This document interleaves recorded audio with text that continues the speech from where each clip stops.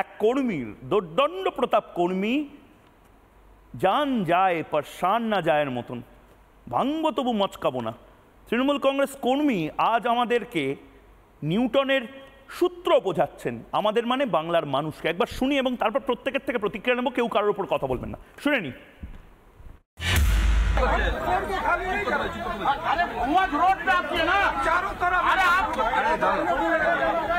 Newton का third law motion होता है, आप जो करेंगे वो बाद में वही वापस आएगा, रिबाउंस होगा तब कोई कुछ नहीं कर पाएगा।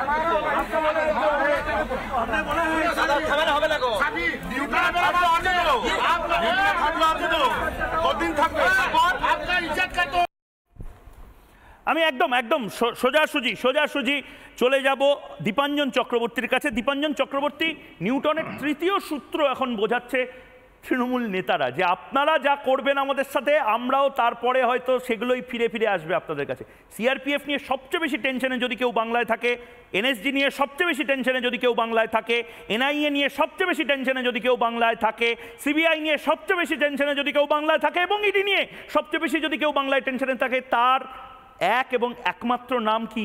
তৃণমূল কংগ্রেস। দীপাঞ্জন চক্রবর্তী। পরিষ্কার ভাবে বলি, সময় যেহেতু কম, তৃণমূল তো একটা দুর্বৃত্তদের দ্বারা সংগঠিত, দুর্বৃত্তদের দ্বারা পরিচালিত, দুর্বৃত্তদের স্বার্থ সিদ্ধি করার জন্য একটা প্ল্যাটফর্ম। এটাকে রাজনৈতিক দল বলতে আমার ঘৃণা হয়।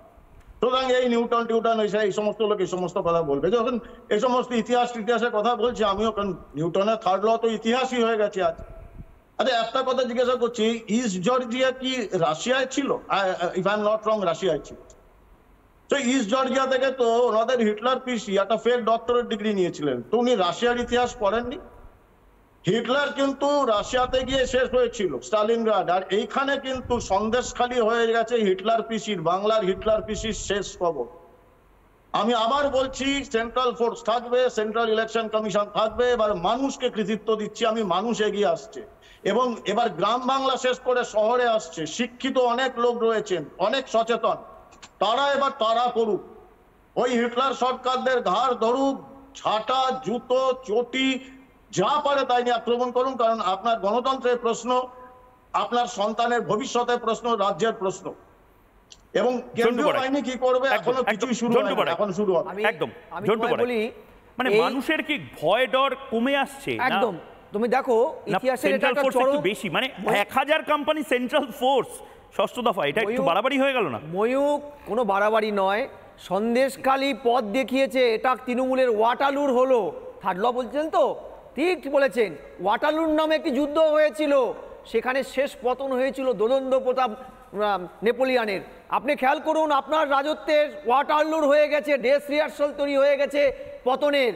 আসলে ব্যাপারটা হচ্ছে প্রতিহিংসার রাজনীতি তো এ রাজ্যের চাইতে ভয়ানক কোনো কোথাও নেই, কিন্তু প্রতিহিংসার রাজনীতিতে যখন মানুষ ক্ষতিগ্রস্ত হয় তখন মানুষ রুখে দাঁড়ায় এবং সঙ্গ দিয়ে তার বুকের পাটাটা তৈরি করে। যখন কোনো একটা এজেন্সি, এখানে কেন্দ্রীয় এজেন্সি, কেন্দ্রীয় বিভিন্ন সংস্থা, কেন্দ্রের প্রতিনিধি, এত ফোর্স, এতে কিন্তু তৃণমূল তার দেওয়াল লিখন বুঝে ফেলেছে, তাই এটা মরিয়া।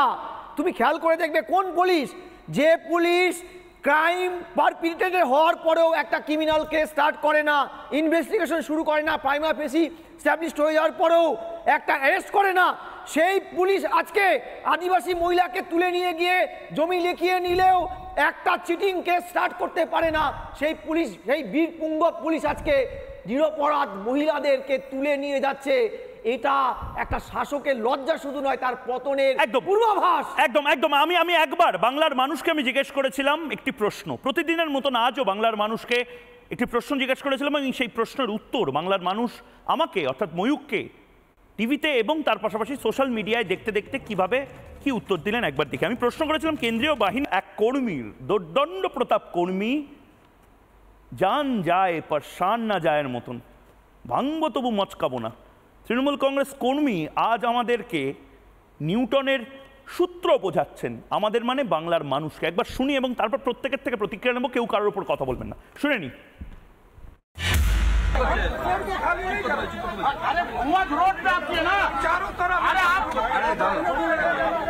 न्यूटन का थर्ड लॉ मोशन होता है, आप जो करेंगे वो बाद में वही वापस आएगा, रिबाउंस होगा होगा, तब कोई कुछ नहीं कर पाएगा।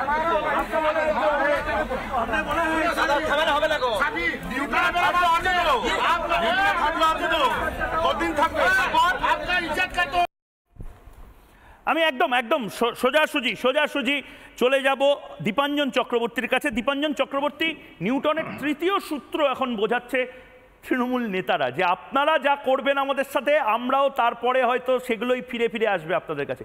সিআরপিএফ নিয়ে সবচেয়ে বেশি টেনশনে যদি কেউ বাংলায় থাকে, এনএসজি নিয়ে সবচেয়ে বেশি টেনশনে যদি কেউ বাংলায় থাকে, এনআইএ নিয়ে সবচেয়ে বেশি টেনশনে যদি কেউ বাংলায় থাকে, সিবিআই নিয়ে সবচেয়ে বেশি টেনশনে যদি কেউ বাংলায় থাকে এবং ইডি নিয়ে সবচেয়ে বেশি যদি কেউ বাংলায় টেনশনে থাকে, তার এক এবং একমাত্র নাম কি?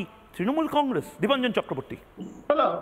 ময়ূক পরিষ্কার ভাবে বলি, সময় যেহেতু কম, তৃণমূল তো একটা দুর্বৃত্তদের দ্বারা সংগঠিত, দুর্বৃত্তদের দ্বারা পরিচালিত, দুর্বৃত্তদের স্বার্থ সিদ্ধি করার জন্য একটা প্ল্যাটফর্ম। এটাকে রাজনৈতিক দল বলতে আমার ঘৃণা হয়। সুতরাং এই নিউটন এই সমস্ত লোক এই সমস্ত কথা বলবে। যখন এই সমস্ত ইতিহাসের কথা বলছি, আমিও নিউটনের থার্ড ল তো ইতিহাসই হয়ে গেছে আজ। আরে একটা কথা জিজ্ঞাসা করছি, ইস্ট জর্জিয়া কি রাশিয়ায় ছিল? If I am not wrong, রাশিয়ায় ছিল।